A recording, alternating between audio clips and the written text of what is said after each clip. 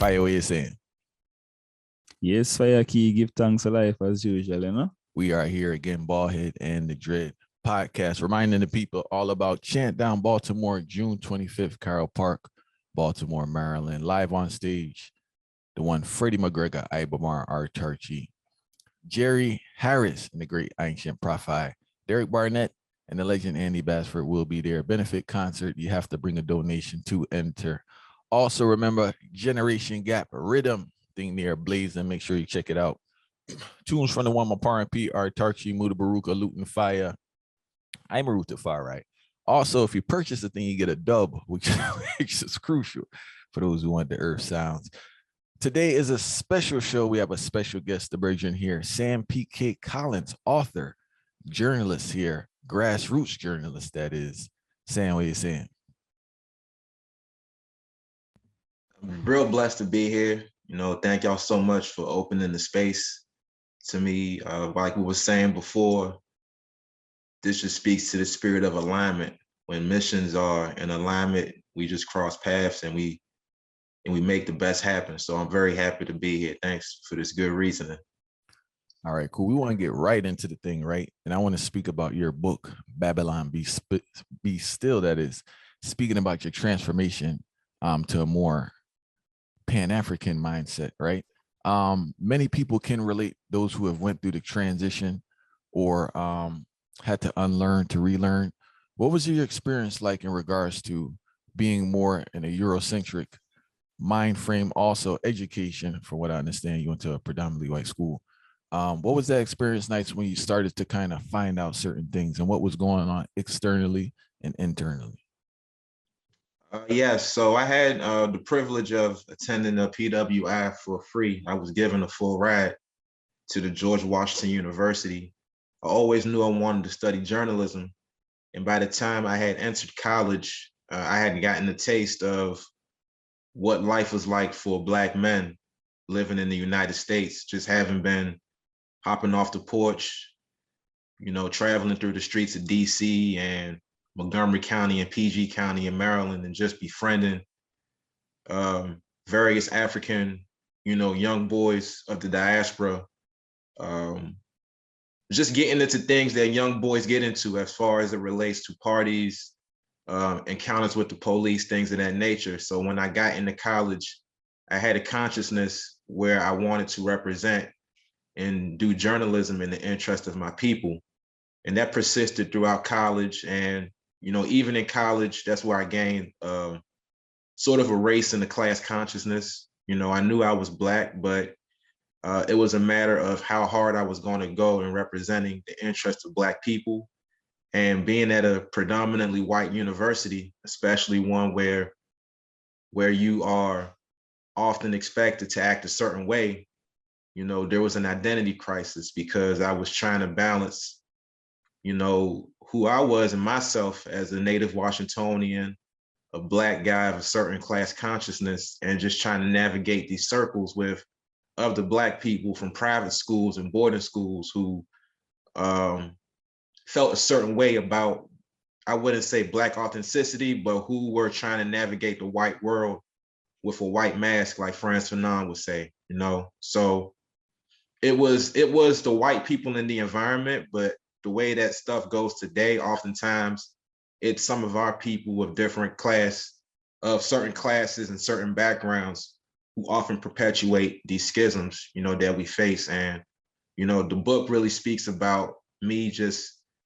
finding balance within myself, navigating that world, because once I got out of undergrad, it got really bad to the point where I couldn't authentically be myself, at journalism internships, and I couldn't speak about what was going on in the Black community without feeling pressure to do something else or to underreport. So, once I found Pan-Africanism and I understood the authenticity of who we were and our mission and what our mission should be, then my transformation got underway. I want to speak about Farai. I'm not sure if you can relate to this also, right? I know you went to school up here for a little bit. I want to speak about the duality people experience, especially when you go to these institutions. I went to Loyola, right? So Loyola is more like I call it a dump. People probably don't hear, but I call it a dumping ground for people who parents don't have enough pull to get them into like Princeton and stuff, you know. And it made it worse that I played sports. But what I noticed with a lot of white people is that their only interaction with black people is through the media. People don't want to acknowledge that. So therefore, they have you in a bubble, and now they don't know how to process you. Because one, you're here in their environment, and it's like, why are you here almost? So you must be either here out of some form of charity, or you're some type of rare breed amongst your own people, you know. So I think that segregation is very real, and when you go into these spaces, even in corporate, people can relate. It really shows its face in regards to people's inability to view you as a human being and to leave the images they see in the media on there. And also in regards to the type of person that they accept, it seems like they only accept a jolly black person, especially a male. Like they like the life of the party. They like a jokester. They definitely don't like anyone who has any form of seriousness to them or has a black consciousness. That type of person is ostracized, kicked to the side, seen as militant, seen as a troublemaker. But it seems like you have to really conform to get into that circle amongst white people. Fire, I'm not sure if you had that experience or you could relate to that also. Yeah, most definitely. I go one of the biggest capitalist school in America still. So Bernard Baruch, so college. So with amongst the Asians, them and all of these people, and somehow them see our intellect as being out of the norm, because especially once with the intellect what we carry, it have a revolutionary perspective to it. So them never really see it from that angle. Them normally see, as you say, them like that. I would call them like for say a black male who show some form of feminine traits and all of these things. That's what me call it, for be really blunt with the ones that still. But based on the reason what I say, and there I mentioned being like this red spot on the ground, you know. When it comes to the Pan-Africanism, what if a lot of people hear this term being thrown around, what does being a Pan-Africanist mean to you? What and how it become now a part of your identity? Very good question. And before I answer that, one of my Babas, A. Peter Bailey, he was a founding member of the Organization of Afro-American Unity. He was a comrade of the late, great Malcolm X before his assassination, and he had a chance to read my book. And his criticism, in all love, was that I didn't get a chance to define Pan-Africanism. I wrote it with the understanding that through reading my story, you can sort of understand Pan-Africanism, but I understand that we have to lay the law down to establish a definition. And Pan-Africanism, for all intents and purposes, is one's identification with the African continent and the African diaspora, and a person's willingness to absolve themselves of the colonizer governments in which they were born. So through Pan-Africanism, I do not identify as an African. I don't identify with the colonizer African governments that were formed during the Berlin Conference. I don't identify with the governments that were formed under the Commonwealth of the British Empire or anywhere else. Under Pan-Africanism, my nationalist mindset is global, and I am in the mind frame of establishing a government,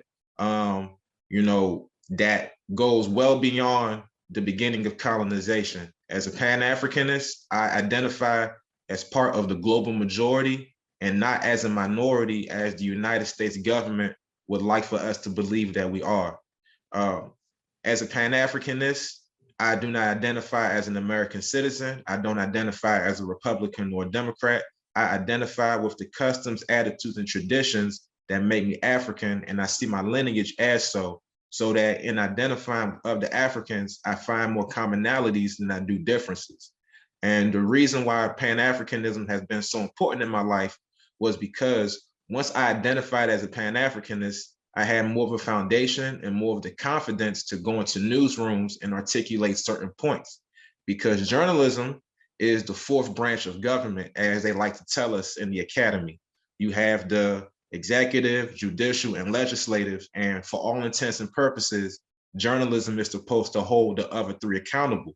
But how can you hold them accountable when you're under the assumption that one is right and one is wrong. And when you are bogged down by the American system, you're often forced to choose between the left and the right, when in fact they are both wings on the same bird. And for as long as African people have been in this country, the left has always made deals with the right at the expense of Black people. So as a Pan-Africanist, I don't identify with any of them, because I understand that long before the American Empire was formed, we had kingdoms and we had traditions and systems of government that preceded long before this Greco-Roman paradigm.